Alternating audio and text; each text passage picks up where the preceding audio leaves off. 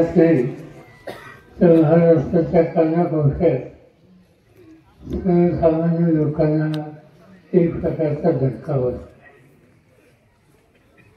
ही जिल्हा याचा एक महाराष्ट्रात लौकिक आहे. हा जिल्हा मी अनेक वर्षापासून या त्या निमित्ताने जिल्ह्याशी संबंधित आहे. वारकरी संप्रदाय हे जिल्ह्याचं वैशिष्ट्य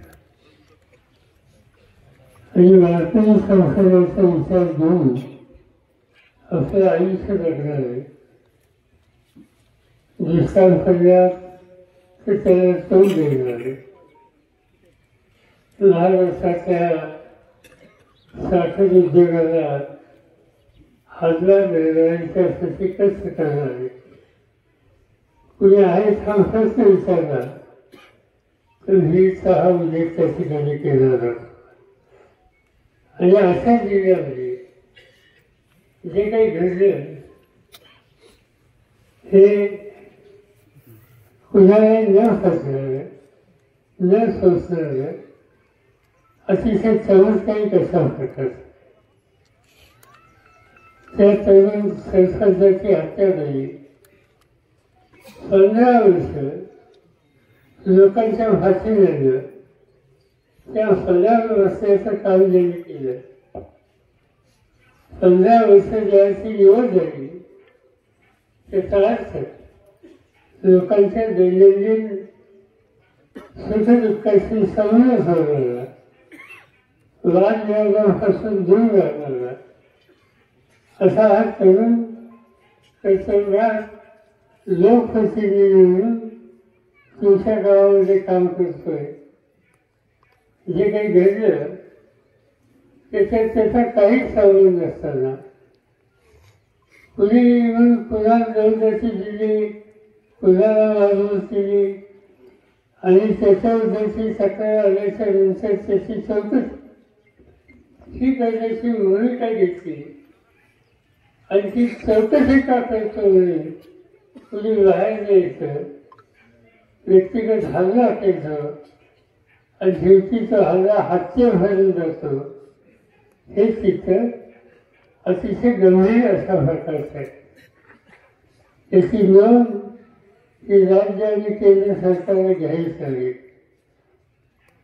लोकसभेचं अधिवेशन काल संपलं आणि गेले 2-4 दिवस आम्ही बघतो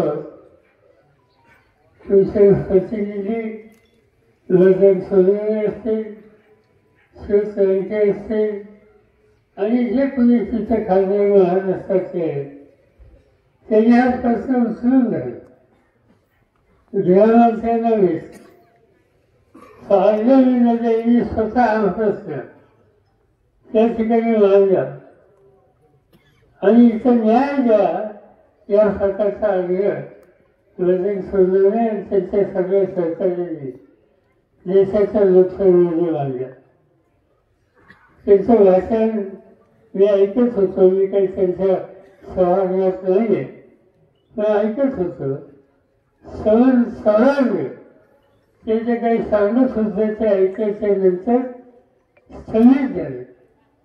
या देशाच्या राज्यात काय चाललंय अशा प्रकारचे प्रश्न नंतर लोक विचारायला लागले. हे दुखणं जिथं मांडायला हवंय तिथं मांडलं. त्यांनी एकच गोष्ट जर सांगितली की सुस्वराज याच्या खोलात गेलं पाहिजे आणि यांचे सगळे सुसंवाद कोणाकोणाशी झाले. फक्त टेलिफोनवर असेल आणखी त्याच्यात ते सगळे त्याची जी काही माहिती आहे ती काढली पाहिजे, त्याच्या खोलात गेलं पाहिजे आणि त्यामधून वस्तुस्थिती ही सगळ्यांच्या समोर ही येईल. हा आग्रह वजन सोडवणे नंतर बाकीच्या सगळ्या सरकारने देशाच्या पार्लमेंटमध्ये केला. आणि नेमकं हेच काम महाराष्ट्राच्या विधानसभेमध्ये बीडचे आमदार क्षीरसागर त्यांनी मांडला. तुमचे जितेंद्र आव्हाड त्यांनी सुद्धा हा भ्रष्टाचार सगळे आणला. त्यांनी हा कधी विचार केला नाही ते कोणत्या समाजाचे कोणत्या जातीचे हा विचार केलेला नाही. अन्याय झाला आणि त्या अन्याय झालेल्याला जे कोणी जबाबदार असतील त्याचं दुखणं त्यांनी त्या ठिकाणी मांडण्याचा प्रयत्न केला. मी स्वतः फिल्मत माहिती घेतली तर त्याच्यामध्ये सोयीचे काही बोलले, आणखी काही लोक बोलले. एक या जिल्ह्याचं लोकप्रतिनिधी शेजारच्या जिल्ह्याचा लोकप्रतिनिधी हा प्रश्न महाराष्ट्राच्या विधानसभेमध्ये सुद्धा मांडला आणि मुख्यमंत्र्यांनी काही आश्वासनं दिली. त्यांनी काही रक्कम दिली, ठीक आहे कुटुंबाला मदत त्याची होईल, पण तुम्ही किती रक्कम दिली ते गेलेला माणूस येत नाही. त्या कुटुंबाचं हे दुःख आहे ते काही जाऊ शकत नाही. पण ठीक आहे आम्ही काही त्याच्या खोलात जाऊ इच्छित नाही, त्याच्यात तिहारी करू इच्छित नाही. पण एक गोष्ट करायचं लागेल की जोपर्यंत याच्या खोल्यात जाऊन जे कुणी जबाबदार आहे आणि जे कुणी सूत्रधार याच्या मागे आहे त्यांना योग्य प्रकारचा धडा शिकवायचा आहे आणि तेही तातडीने. मला आनंद आहे की एका गोष्टीचं समाधान आहे की त्या वकील मंडळीने लेखी निवेदन दिले. वकील लगेच जे काही करायचं असेल तर ती जबाबदारी स्वतःही घ्यायला तयार आहे.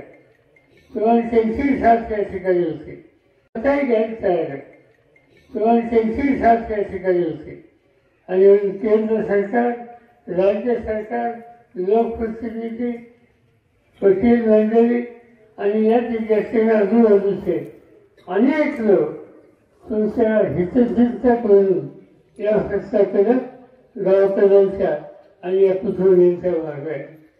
मी एवढंच तुम्हाला सांगेन एक प्रकारचं दहशतीचं वातावरण आहे. कृपा करा आणि त्या दहशतीच्या जो बाहेर पड त्याला आपण सगळ्यांनी तोंड देऊ. एकदा आपण सगळ्यांनी सामुदायिक प्रयत्नाची भूमिका घेतल्याच्या नंतर कुणी आपल्याला आणू शकत नाही.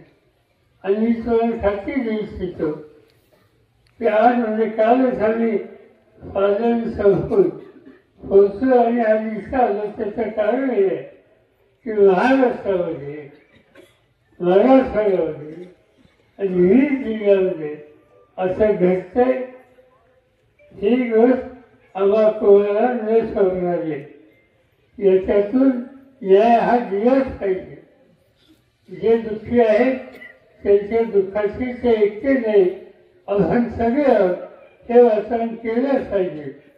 आणि ती स्थिती ही दुरुस्त कशी होईल याची काळजी आपण सगळ्यांनी घेतलीच पाहिजे.